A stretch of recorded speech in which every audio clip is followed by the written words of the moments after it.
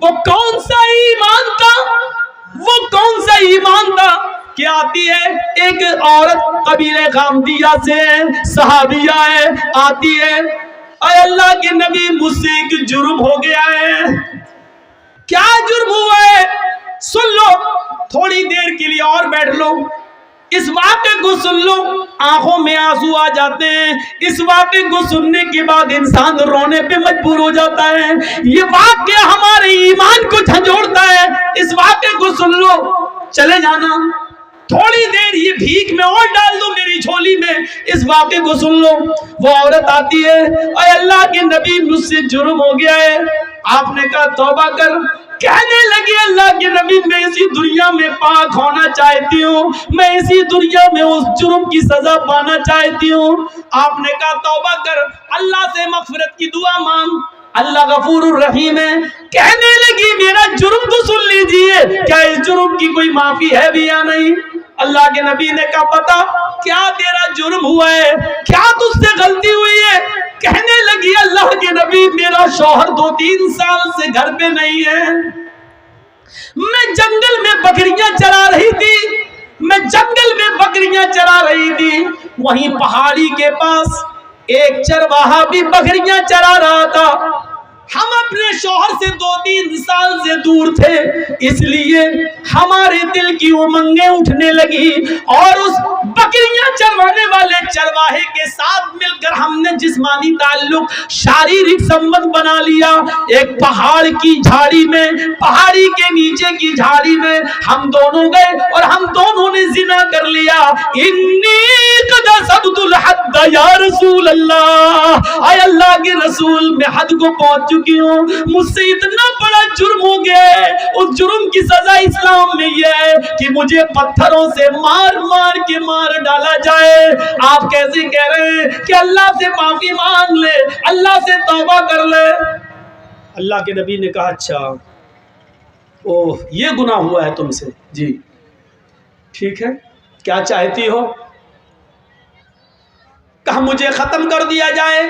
اسلام نے جو سزا بتائی ہے، پتھروں سے مار مار کے مار ڈالو، ختم کر دو، ہمیں وہ سزا دی جائے۔ اللہ کے نبی نے کہا ٹھیک ہے تمہیں یہ سزا دی جائے گی، جاؤ اے صحابیوں اس عورت کو لے جاؤ۔ یہ نہیں پوچھا کہ کس نے کیا تھا، وہ مرد کون تھا، آدمی کون تھا، کہاں کا رہنے والا تھا، نہیں یہ سب نہیں پوچھا۔ کیوں؟ جس کی بات چھپی ہے چھپی رہنے دو، وہ جانے اور اس کا اللہ جانے۔ ہمارے ہاں تو ننگا کرنے کا رواج ہے، اچھا کس نے کیا، پھر اس کو فیس بک پہ ڈالو، واٹس ایپ پہ ڈالو، یہ ہمارے ایمان کا حال ہے۔ اللہ کے نبی چاہتے تو پوچھ سکتے تھے اس عورت سے، اکیلے نہیں ہوتا ہے زنا، کسی مرد نے کیا ہوگا، کہاں، کون ہے وہ، کہاں کا رہنے والا ہے، لیکن پوری حدیث پڑھ جائیے کہیں ڈیٹیل نہیں ملتی ہے۔ تم بتا رہی ہو تم گناہ سے پاک ہونا چاہتی ہو، ہم تمہیں کر دیں گے، لیکن جس کا معاملہ چھپا ہے اس کے بارے میں ہمیں پوچھنے کا حق نہیں۔ ہو سکتا ہے وہ اللہ سے توبہ کر لے اور اللہ اس کو معاف کر دے، نہیں تو وہ جانے اور اس کا رب جانے، قیامت کے دن جہنم میں ڈالے گا۔ ہم کون ہوتے ہیں اس کے پیچھے پڑنے والے؟ عیب پر پردہ ڈالو، اس کو ظاہر مت کرو، اس کو ظاہر مت کرو۔ یہ میری ماں بہنیں اس واقعے کو سنیں، بہت اچھا واقعہ ہے، تمہارے لیے واقعہ ہے، تمہیں بھی اس سے عبرت ملے گی۔ اللہ کے نبی کہتے ہیں کہ جاؤ اس عورت کو لے جاؤ اور سینے کے برابر، یہ سینہ جو ہوتا ہے عورت کا، یہاں اتنا اس کو زمین میں گاڑ دینا اور سر پہ پتھر مارنا، اور اس وقت تک پتھر مارو جب تک کہ یہ عورت مر نہ جائے، اس کی روح نہ نکل جائے۔ یہ عورت کی سزا کیا ہے؟ شادی شدہ مرد کی اور شادی شدہ عورت کی اگر وہ زنا کر لیں تو سزا کیا ہے؟ پتھروں سے مارا جائے گا۔ مرد کو دوڑا دوڑا کے مارا جائے گا، مرد کو ایک میدان میں کھڑا کر دیا جائے گا بیچ میں، اور چاروں طرف پبلک رہے گی، عوام، سب کے ہاتھوں میں پتھر ہوں گے، اور اس طریقے سے چاروں طرف گھیرا بنا لیا جائے گا کہ وہ بھاگنے نہ پائے، اور بیچ میں اس آدمی کو کھڑا کر دیا جائے گا، اور پھر پتھر مارے جائیں گے، جہاں سے گزرے گا وہی پتھر، سب کے ہاتھوں میں پتھر ہونا چاہیے۔ یہ مرد کی، سمجھ رہے ہیں زنا کی سزا کیا ہے؟ جس کو ہم معمولی کام سمجھتے ہیں وہ اتنا بڑا جرم ہے شریعت میں۔ کسی کی بہن و بیٹی کی عزت و آبرو سے کھیلنا اتنا آسان نہیں ہے شریعت میں۔ اس کی سزا، جب تم کسی کی عزت لوٹ رہے تھے تو تمہارے جسم کے ہر بال رونگٹے کو، روئے کو اس کا انجوائے مل رہا تھا، مزہ مل رہا تھا، اس لیے سزا بھی ایسی ملنی چاہیے کہ جسم کے ایک ایک رونگٹے کو اور ایک ایک روئے کو اس کا احساس ہو جائے، اس لیے سزا بھی اتنی سخت رکھی گئی ہے۔ مرد کو دوڑا دوڑا کے مارا جائے گا، لیکن عورت کو دوڑا دوڑا کے نہیں مارا جائے گا، کیونکہ اس کی بے پردگی ہو سکتی ہے۔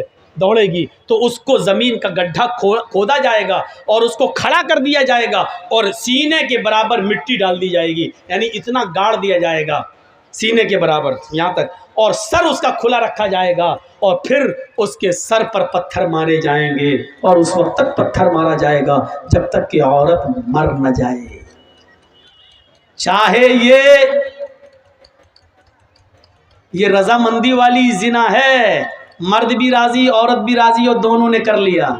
زنا بالجبر تو زنا ہوتا ہی نہیں ہے، اگر مرد نے زبردستی کی تو وہ زنا نہیں مانا جائے گا، یا عورت کے ساتھ اگر زبردستی کی گئی، وہ بیچاری نہیں چاہتی تھی لیکن بندوق رکھ کر اس کے ساتھ عزت لوٹی گئی، تو پھر عورت گناہگار نہیں ہوگی کیونکہ اس کے ساتھ جبر کیا گیا، تو پھر مرد کو سزا دی جائے گی، عورت کو نہیں۔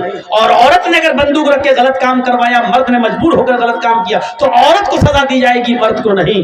لیکن مرد بھی راضی عورت بھی راضی تو دونوں کو سزا دی جائے گی۔ اگر دونوں میں سے ایک کنوارا ہے ایک شادی شدہ، تو شادی شدہ کو پتھروں سے مار مار کے جان سے مارا جائے گا، اور جو کنوارا تھا اس کو 100 کوڑے مارے جائیں گے، اور 1 سال کے لیے اپنے شہر اپنی بستی سے باہر کر دیا جائے گا، اس کو گاؤں سے نکال دیا جائے گا، اور اپنے گاؤں میں 1 سال تک آنے کی انٹری اجازت نہیں ملے گی۔ 100 کوڑے پڑیں گے، چمڑے کے، کپڑے کے نہیں، چمڑے کے کوڑے۔ 10-20 کوڑوں میں ہی وہ بیٹھ جائے گا، کرانے لگے گا۔ 100 کوڑے میں تو اللہ بہتر جانے بچے گا بھی کہ نہیں بچے گا۔ تو میرے بھائیو 100 کوڑے زندگی بھر کے لیے پھر اٹھنے کے لائق نہیں رہے گا، اگر بچ بھی گیا تو زندگی بھر چلنے کے لائق نہیں رہے گا، اٹھنے کے لائق نہیں رہے گا بستر پر۔ ایسے 100 کوڑے اس کے اوپر مارے جائیں گے، اور 100 کوڑے مارنے کے بعد بھی اس کو گاؤں میں رہنے کی اجازت نہیں۔ 1 سال کے لیے اس کو اس شہر سے دوسرے شہر میں داخل کیا جائے گا، اس کو اپنے شہر میں انٹری نہیں ہے، کیونکہ اس کو دیکھ کر لوگ اس لڑکی کو یاد کریں گے، اچھا یہ وہ فلاں کی لڑکی کے ساتھ اس نے، تو اس لڑکی کی بے عزتی ہوگی جس کے ساتھ اس نے ریپ کیا ہے یا زنا کیا ہے۔ اس لیے اس لڑکی کی عزت کو بحال کرنے کے لیے 100 کوڑے مار کو 1 سال کے لیے اس کو شہر سے باہر نکال دو، یہ اسلام نے سزا متعین کی ہے۔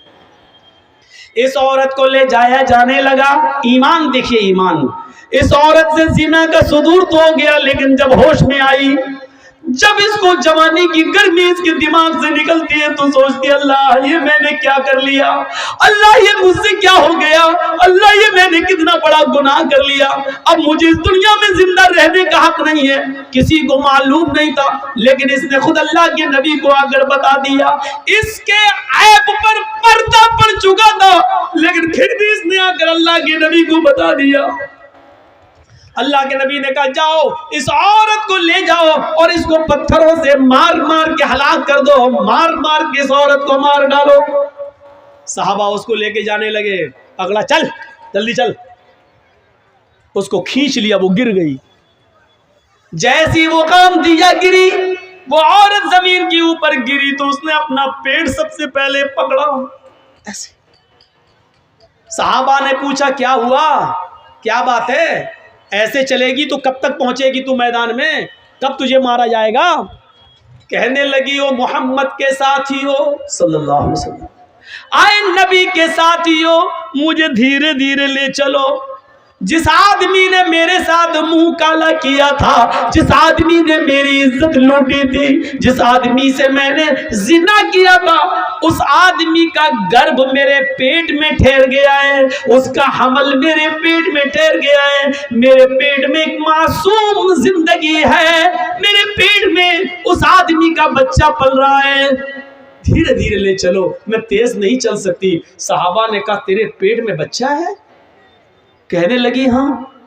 رکو، صحابہ اللہ کے نبی کے پاس آئے، اے اللہ کے نبی آپ نے اس عورت کو قتل کرنے کا مارنے کا حکم دیا ہے، لیکن اس عورت کے پیٹ میں تو بچہ ہے۔ آپ نے بلایا ادھر آؤ، آئی، تمہارے پیٹ میں بچہ ہے؟ جی، تو تم نے پہلے کیوں نہیں بتایا؟ کہا اللہ کے نبی اس لیے نہیں بتایا کیونکہ اس بچے کا باپ وہی ہے جس نے میرے ساتھ زنا کیا ہے، اور میں نہیں چاہتی ہوں کہ یہ بچہ پیدا ہو اور جب اس بچے کو بڑے ہو کر پتا چلے کہ میرا باپ کا پتہ نہیں، میں ناجائز اولاد ہوں، تو یہ زندگی بھر مجھے گالی دے گا، اس لیے میں چاہتی ہوں کہ میں مروں تو میرے ساتھ میرے پیٹ کا بچہ بھی مر جائے، اس لیے میں نے آپ کو نہیں بتایا۔ نبی اکرم نے کیا کہا؟ اے عورت نہیں، قصور تیرا تھا، غلطی تیری تھی، زنا تو نے کیا، تیرے پیٹ میں پلنے والے اس معصوم بچے کا کیا قصور ہے؟ اس بیچارے کی کیا غلطی ہے؟ اس کو تو کیوں مارنا چاہتی ہے؟ نہیں نہیں، ابھی تمہیں قتل نہیں کیا جائے گا، ابھی تمہیں مارا نہیں جائے گا، جاؤ ابھی اس بچے کو اپنے پیٹ میں 9 مہینے تک پالو، اور جب بچہ پیدا ہو جائے تب لے کر آنا۔ ناجائز بچہ ہے پیٹ میں، باپ کا پتہ نہیں ہے، لیکن اللہ کے رسول ایک ناجائز بچے کو بھی گرانے کی اجازت نہیں دے رہے ہیں۔ کاش مودی جی کے چمچے، یوگی جی کے چمچے کم سے کم اس حدیث کو پڑھ لیتے، نبی کی زندگی کی اس واقعے کو پڑھ لیتے۔ چاچا کیا ہو گیا؟ لاؤ پیسہ لینے کے لیے تو دنیا پریشان ہے۔ কথা শিমুলের لیجئے بھائی 500 ছেলে হারিয়ে গেছিল, তাকে পাওয়া গেছে, اور কچھ স্টেজে রাখা আছে। سب কথা শিমুলের آگے بیٹھے، তাকে স্টেজে রাখা হয়েছে, ছেলের গার্জেন এসে নিয়ে যাবেন। سنیے سنیے سنیے تھوڑا سا، آپ ادھر دیکھیے، بڑا اچھا واقعہ ہے۔ اللہ کے نبی ایک معصوم کی زندگی کو کتنا پیار کی نظر سے دیکھ رہے ہیں، جبکہ معلوم ہے کہ بچے کا باپ ناجائز، یہ بچہ جب پیدا ہوگا تو حرامی بچہ کہلائے گا، ناجائز بچہ کہلائے گا، لیکن اس کے باوجود اللہ کے نبی کہہ رہے ہیں بچے کو نہیں مارا جائے گا۔ بچے کا کیا قصور ہے؟ اس سے زیادہ انسانیت کسی دھرم میں ملے گی؟ اس سے زیادہ مانوتا کسی مذہب میں ملے گی؟ گئے، جاؤ اس عورت کو کہا بچہ پیدا ہو جائے تب آنا۔ 9 مہینے تک اپنے پیٹ میں رکھتی ہے، جب بچہ پیدا ہوا 2-4 دن بستر پہ لیٹتی ہے، چلنے کے لائق ہوتی ہے تو بچے کو لے کر آتی ہے۔ 9 مہینے میں اللہ کے نبی بھول گئے کہ یہ عورت کون ہے، آئی، اے اللہ کے رسول لیجئے بچہ، آپ نے کہا تھا جب بچہ پیدا ہو جائے تب آنا، آپ نے کہا تم کون؟ کہا نہیں پہچانا، کہا نہیں، میں وہی عورت ہوں جس سے زنا کا صدور ہوا تھا اور مجھے قتل کرنے کے لیے بھیجا جا رہا تھا، میرے پیٹ میں بچہ تھا۔ آپ نے کہا او غامدیہ، قبیلہ غامدیہ سے؟ ہاں اچھا اچھا اچھا اچھا، او اب بچہ پیدا ہو گیا؟ کہ ہاں، یہ لیجیے۔ اس عورت نے اپنا بچہ محمد رسول اللہ کے ہاتھوں میں دے دیا۔ میڈیا والوں لکھو، اگر تمہارے قلم میں طاقت ہے دکھاؤ مانو تاکہ یہ شکل مودی جی کو اور یوگی جی کو بتاؤ کہ مولوی جرجیس نے ڈنکے کی چوٹ پر اعلان کر کے کہا ہے انسانیت کا یہ سبق، جس بچے کا باپ پتہ نہیں ہے جو پیدا تو ہو چکا ہے لیکن ناجائز اولاد ہے، ایسی ناجائز اولاد کو محمد رسول اللہ اپنی گود میں اٹھا رہے ہیں، اس بچے کو اپنے سینے سے لگا رہے ہیں۔ تم تو برہمنوں کے مندروں میں شودر نہیں جا سکتا ہے، برہمن کی تھالی میں ہریجن نہیں کھا سکتا ہے، تم نے تو چھوت چھات کے ایسے نیم بنا دیے ہیں کہ اللہ کے بندوں میں ہی بٹوارا کر دیا ہے کہ برہما جی نے اپنے منہ سے برہمن کو پیدا کیا، ہاتھوں سے چھتری کو پیدا کیا، رام سے ویش کو پیدا کیا، پیروں سے شودر کو پیدا کیا، برہما جی نے اپنے منہ سے اس کو، ہاتھوں سے اس کو، چھتری کو، ٹھاکر کو اور ہریجن کو سب سے نیچے والے حصے سے، تم نے تو بٹوارا کر دیا ہے، تم نے تو بٹوارا کر دیا ہے۔ میرے پیارے ساتھیوں ذرا تصور تو کیجئے اسلام کے اندر مساوات کا ایسا درس ملے گا، ایسا درس ملے گا۔ آپ کے محلے کی مسجد ہے، اذان ہو گئی ہے، پہلی صف بھر گئی ہے، جرجی صاحب مسجد میں جاتے ہیں، ایم ایل اے منہاج صاحب مسجد میں جا رہے ہیں نماز پڑھنے کے لیے۔ اسلام کا کی مساوات دیکھیے، آگے والی صف بھر گئی ہے، جرجی صاحب میں، منہاج صاحب میں اتنی طاقت نہیں ہے کہ آگے کی صف سے کسی آدمی کو ہٹا کر پیچھے کر دے، چل ہٹ ہٹ، میں جرجیس ہوں، میں عزت والا اصل و رسوخ والا آدمی ہوں، میں آگے بیٹھوں گا۔ ایم ایل اے صاحب کہتے ہیں پیچھے ہٹ، میں آگے بیٹھوں گا۔ اسلام نے یہ پاور نہ ایم ایل اے साहब को दिया है न जर्जीस को दिया है। सऊदिया की सरजमीन पर मक्के से बड़ी कोई मस्जिद कौन सी हो सकती है? वहां टैक्सी ड्राइवर अगर खाने काबा में पहले पहुंच गया है, रिक्शा चलाने वाला पहले पहुंच गया है और वो पहली सफ भर चुकी है, तो सऊदिया के बादशाह को भी अधिकार नहीं है कि अगली सफ से किसी आदमी को हटाकर पीछे खड़ा कर दे और खुद आगे खड़ा कर दे। नहीं नहीं, जो मेरे घर में पहले आया वो पहले बैठेगा, जो बाद में आया वो पीछे रहेगा। ये तुम्हारी अदालत नहीं है, ये तुम्हारा घर नहीं है, ये तुम्हारी असेंबली नहीं है, ये तुम्हारी मीरास नहीं है, ये मस्जिद है, ये अल्लाह का घर है। यहाँ हमारे घर में कोई एमएलए नहीं, कोई एमपी नहीं, कोई मौलवी नहीं, कोई हाजी नहीं, कोई नमाजी नहीं, हमारे घर में सब बराबर है। कुल्लुकुम मिन आदम व आदम मिन तुराब, ला फज़्ल लिअरबिय्यिन अला अजमी व ला लिअजमिय्यिन अला अरबी। कोई गोरे को काले पर फौकियत नहीं, कोई काला गोरे से अफजल नहीं, कोई अमीर नहीं, कोई गरीब नहीं, मेरे घर में सब आए सब बराबर है।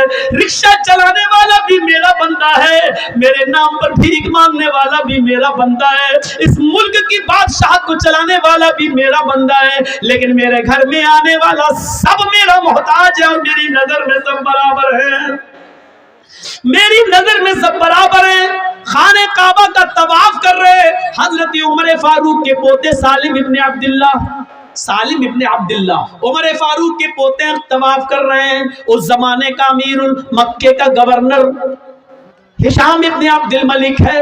वो देखता है कि फटे पुराने कपड़े एहराम में ये बेचारे हैं, तो कहने लगा, अरे उमर फारूक के पोते हो तुम? जी। इतना पुराना फटा पुराना कपड़ा पहनकर तुम यहाँ आए हो? चलो क्या चाहिए मुझे बताओ। अल्लाह के घर में खाने काबा में तवाफ के दौरान गवर्नर पूछ रहा है हजरत उमर के पोते से, तुम्हें किस चीज की जरूरत है बताओ, हम तुम्हारी जरूरत पूरी कर देंगे, मैं इस इलाके का गवर्नर हूं। और हजरत सालिम इब्ने अब्दुल्ला क्या कहते हैं, इन्नी ला अस्तही मिनल्लाहि अन असला फी बैती गैरा, अल्लाह के घर में अल्लाह के होते हुए मुझे किसी गैर से मांगने में शर्म आती है। गवर्नर साहब, अपना माल अपनी दौलत अपने पास रखो, मुझे अल्लाह के घर में जो कुछ मांगना है अल्लाह से मांगना है, तुमसे नहीं।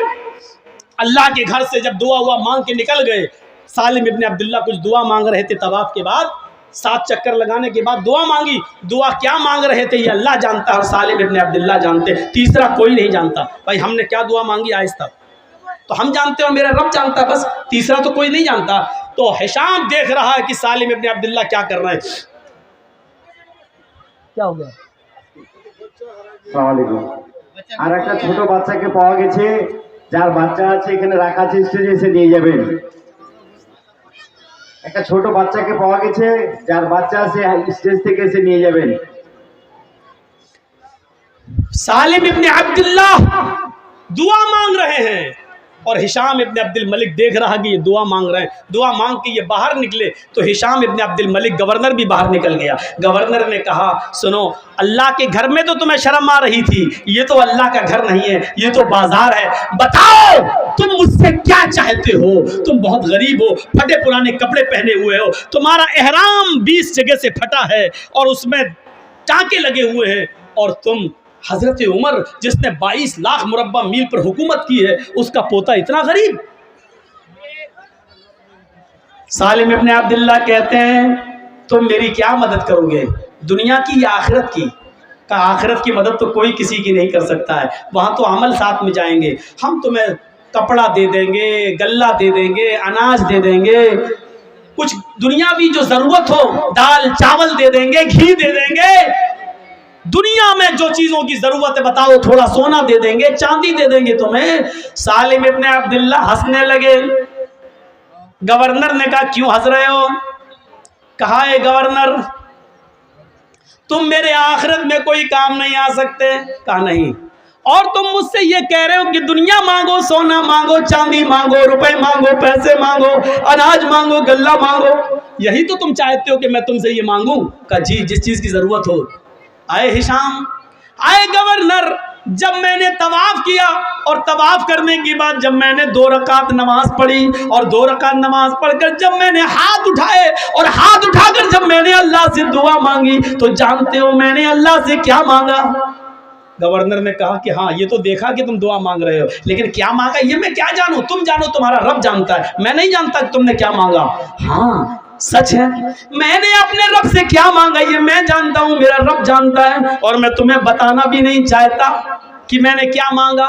लेकिन तुम बार बार कहते हो मुझसे रुपया मांगो, सोना मांगो, चांदी मांगो, दाल मांगो, चावल मांगो, कपड़ा मांगो, दुनिया मांगो, तुम बार बार मुझसे ये कहते हो। तो सुनो, जब मैंने अपने दोनों हाथ उठाकर अल्लाह से दुआ मांगी, मासाल तु दुनिया में यमलिकुहा फकैफ असअलुहा मन ला यमलिकुहा, तो दुनिया तो मैंने उससे भी नहीं मांगी जो दुनिया का मालिक है, सोना और चांदी तो मैंने उससे भी नहीं मांगा जो इसका मालिक है, कपड़ा लत्ता अनाज और गल्ला तो मैंने उससे भी नहीं मांगा जो इस दुनिया का मालिक है। फकैफ असअलुहा मन ला यमलिकुहा, तो मैं तुझसे ऐ गवर्नर ये दुनिया कैसे मांगू? ये दुनिया का मालिक तू है ही नहीं, ये दौलत तेरे पास आज है, कल मरा इस दौलत का मालिक कोई दूसरा हो जाएगा।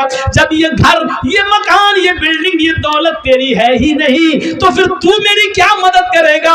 अरे दुनिया तो मैंने उससे भी नहीं मांगी, अपने रब से भी मांगा तो जन्नत मांगी, अपने रब से भी मांगा तो अपने गुनाहों की माफी मांगी, अपने रब से भी मांगा तो यही मांगा कि अल्लाह जब तक मैं दुनिया में रहूं ईमान के साथ रहूं, जब मेरी रूह निकले तो ईमान पर मेरी रूह निकले।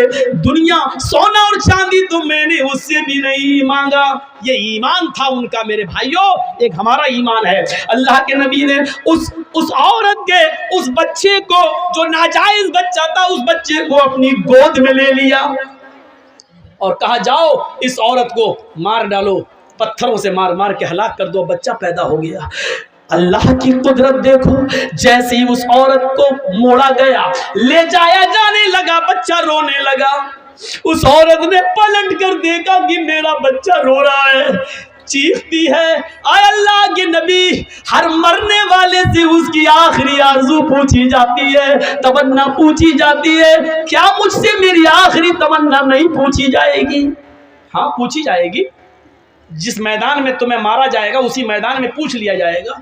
कहा अल्लाह के रसूल, अगर उस मैदान की जगह यहीं पर मेरी तमन्ना पूरी कर दी जाए तो? अच्छा बताओ क्या है? कहा अल्लाह के रसूल, मैंने ये बच्चा आपकी गोद में दे दिया, मैं चाहती हूँ कि आखिरी बार इस बच्चे को मैं अपना दूध पिला दूँ। इसका रोना मुझ पे देखा नहीं जा रहा है। ईमान देख रहे हैं आप, एक तरफ मरने के लिए तैयार है क्योंकि जहन्नम की सज़ा मैं नहीं भुगत पाऊंगी, दुनिया में सज़ा भुगत लो ये बेहतर है। एक तरफ ईमान की ताकत ये, दूसरी तरफ बच्चे की मोहब्बत देखिए आप। अल्लाह के रसूल ने वो बच्चा उस औरत को दे दिया। इधर आ, मैं रहमतुल लिल आलमीन हूँ, मैं कैसे इस बच्चे का हक मार सकता हूँ, ले इसको दूध पिला। उस औरत ने घूम कर, जैसे ट्रेनों में बसों में औरतें घूम जाती हैं और साड़ी उठाकर दूध से लगा लेती हैं, उस औरत ने चेहरा घुमाकर अपने बच्चे को अपने पिस्तान से लगाकर दूध पिलाया, दूध पी लिया, बच्चा हंसने लगा। अल्लाह के रसूल के हाथ में उस औरत ने ऐसे करके दिया ताकि बच्चे की मोहब्बत उसके दिल में ना आने पाए। उसने मुंह मोड़कर उस औरत ने अपने बच्चे को अल्लाह के रसूल के हाथ में दिया। अल्लाह के नबी देख रहे हैं उस औरत की पिस्तान के निकले हुए दूध की एक बूंद, उसका एक कतरा उस बच्चे के होंठों पर लगा हुआ है। अल्लाह के नबी ने उस औरत से कहा, इधर आ। कहाँ जा रही हो? कहा सज़ा भुगतने के लिए, जो जुर्म मैंने किया है उसकी सज़ा पाने के लिए। अल्लाह के नबी ने कहा, अल्लाह ने मुझे रहमतुल लिल आलमीन बनाकर भेजा है, इस बच्चे की ग़िज़ा तेरी पिस्तान में मौजूद है, ये बच्चे को अभी तेरे दूध की ज़रूरत है। मोहम्मद जालिम नहीं है, इस बच्चे का हक नहीं मार सकता है। ऐ औरत, अभी तुझे कत्ल नहीं किया जाएगा, अभी तुझे नहीं मारा जाएगा। जब तक ये बच्चा तेरा दूध पिएगा तब तक तुझे नहीं मारा जाएगा। इस बच्चे को ले जा और इस बच्चे को दूध पिला। जब तक ये तेरा दूध पिएगा तुझे कत्ल नहीं किया जा सकता। जब ये बच्चा रोटी खाने लगे तब तू लेकर मेरे पास आना। اللہ کے رسول نے پھر سزا ملتوی کر دی اور اس عورت کو بچہ لے کے جانا پڑا۔ جب بچہ روٹی کھانے لگا تو وہ عورت لے کے آتی ہے، کہتی ہے اللہ کے رسول لیجئے، اب تو روٹی بھی کھانے لگا۔ اللہ کے نبی کی نظروں میں آنکھوں میں آنسو آ جاتے ہیں اور کہتے ہیں کہ عورت اب تیرے لیے میرے پاس بھی کوئی راستہ نہیں ہے، سارے راستے بند ہو چکے ہیں، بچہ روٹی بھی کھانے لگا ہے، اس لیے اب یہ سزا کا وقت پورا ہے، اب تجھے قتل کیا جائے گا۔ آپ نے اس بچے کو ایک صحابی کے حوالے کیا۔ کون ہے جو اس بچے کو پالے گا؟ ایک صحابی نے ہاتھ اٹھایا، میں اے اللہ کے رسول اس بچے کو اپنے بچے کی طرح رکھوں گا، میں اس کو اپنا نام دوں گا، میں اس کو اپنے گھر میں پناہ دوں گا، اپنی زمین و جائیداد کا مالک بھی بناؤں گا، مجھے دے دیجئے۔ اللہ کے رسول نے اس بچے کو اس کے حوالے کر دیا اور اس عورت کو بھیج دیا۔ اس عورت کو جب بھیجا گیا اور وہ میدان مقتل میں جاتی ہے، اس کو سینے کے برابر گاڑ دیا جاتا ہے۔ پہلا پتھر خالد ابن ولید کے ہاتھوں میں ہے، پتھر مارتے ہیں اس کے سر پہ، سر پھٹتا ہے، خون کا فوارہ اس کے سر سے نکلتا ہے، اس خالد ابن ولید کے کپڑوں پہ گرتا ہے۔ خالد ابن ولید نے دیکھا اس عورت کے خون میرے کپڑوں پہ آ گیا، یہ زناکار عورت، منہ کالا کرنے والی عورت، تیرا خون میرے کپڑوں پہ، سکلت سواتل، مر جا تو، برا ہو تیرے خون نے میرے کپڑے گندے کر دیے۔ خالد ابن ولید کے منہ سے کچھ الٹے سیدھے جملے نکل گئے، کچھ غلط جملے نکل گئے۔ اللہ کے رسول کو جب پتا چلا کہ اس عورت کو خالد ابن ولید نے پتھر مارا اور پتھر مارتے ہوئے اس کے خون کے چھینٹے خالد کے کپڑوں پہ پڑ گئے، تو اس میں عورت کا کیا قصور تھا بیچاری کا؟ وہ تو بندھی تھی، وہ تو گڑی تھی، سر سے خون کا فوارہ نکلا، وہ کسی کے بھی کپڑوں پہ جا سکتا تھا، اس میں اس عورت کا کیا قصور ہے؟ خالد نے اس عورت کو یہ گالی کیوں دی؟ مر جا، زانیہ، بدچلن، بد کردار، یہ کیوں کہا اس کو؟ 3 دن تک آپ نے خالد ابن ولید سے بات نہیں کی اور 3 دن کے بعد خالد ابن ولید آتے ہیں، اے اللہ کے رسول میں دیکھ رہا ہوں کہ آپ میرے سلام کا جواب دے کر منہ پھیر لیتے ہیں، آپ مجھ سے بات نہیں کرتے ہیں، میں دیکھ رہا ہوں آپ مجھ سے کٹے کٹے پھر رہے ہیں، میری جنت میں برباد ہو جائے گی، میری آخرت برباد ہو جائے گی۔ اے اللہ کے رسول اگر آپ مجھ سے ناراض ہو گئے اور میرا انتقال ہو گیا تو اللہ مجھے جنت میں داخل نہیں کرے گا۔ اللہ کے نبی وجہ بتاؤ۔ آپ نے کہا خالد وجہ صرف ایک ہے، ریزن صرف ایک ہے، کارن صرف ایک ہے، تم نے اس عورت کو گالی دی، اس کو بدچلن کہا جس عورت کو میں نے مارنے کا حکم دیا تھا۔ کہا اللہ کے نبی آپ کو نہیں معلوم، آپ نے نہیں سنا جب میں نے پتھر مارا تھا تو اس کا سر پھٹا، اس کے خون کے چھینٹے میرے کپڑوں پہ آئے، میرے کپڑوں کو ناپاک کر دیے۔ وہ عورت بدچلن تھی، زناکار تھی۔ فرمایا خالد اب بھی تم اپنی زبان پہ کنٹرول نہیں کر رہے ہو، اب بھی تم اس عورت کو بدچلن کہہ رہے ہو۔ اس عورت نے خود بتایا کہ میرا شوہر 2-3 سال سے غائب ہے، اس نے خود بتایا کہ میں کنٹرول نہیں کر سکی اور زندگی میں پہلی بار مجھ سے زنا ہوا ہے۔ وہ عادتاً زناکار نہیں تھی، وہ پیشہ ور نہیں تھی، وہ زنا ہر وقت نہیں کراتی تھی، اس سے صرف ایک بار غلطی ہوئی ہے اور ایک بار غلطی کی اس نے سزا بھگت لی، میرے پاس آ کر اپنے جرم کا اقرار کر لیا۔ خالد اس عورت کو بدچلن مت کہو، تم نہیں جانتے اس عورت نے کیسی توبہ کی ہے، اپنی جان دے کر، اپنی جان قربان کر کے، پتھروں سے پٹ پٹ کر اپنے آپ کو ختم کرا کے اللہ کی دربار میں، اللہ کے دربار میں کتنی پاک ہوئی ہے تمہیں نہیں معلوم۔ اے خالد اس ایک عورت کی توبہ کو جو مرتے وقت اس نے کی ہے، اس ایک عورت کی توبہ کو اگر اس مدینے کے 70 گناہگاروں پہ ڈال دیا جائے، ایسے گناہگار جو جہنم میں جانے والے ہوں، اگر اس ایک عورت کی، ایک اکیلی عورت کی توبہ کو ان 70 جہنمیوں پہ ڈال دیا جائے تو اس ایک عورت کی توبہ سے اللہ ان 70 جہنمیوں کو بھی جنت میں داخل کر دے گا، ان 70 لوگوں کو بھی جنت میں داخل کر دے گا۔ اس نے ایسی توبہ کی ہے کہ اللہ رب العالمین نے اس کی توبہ کو اگر اس مدینے کے 70 جہنمیوں پر بھی ڈالا جائے تو اللہ ان 70 جہنمیوں کو بھی بخش دے۔ میرے بھائیوں یہ ایمان کی کون سی طاقت تھی جو زنا کرنے کے بعد اپنے آپ کو اللہ کے نبی کے پاس لاتی ہے اور پیش کر دیتی ہے کہ اللہ کے رسول مجھ سے یہ جرم ہوا ہے، مجھے سزا دیجئے۔ یہ تھا ایمان، یہ تھا ایمان۔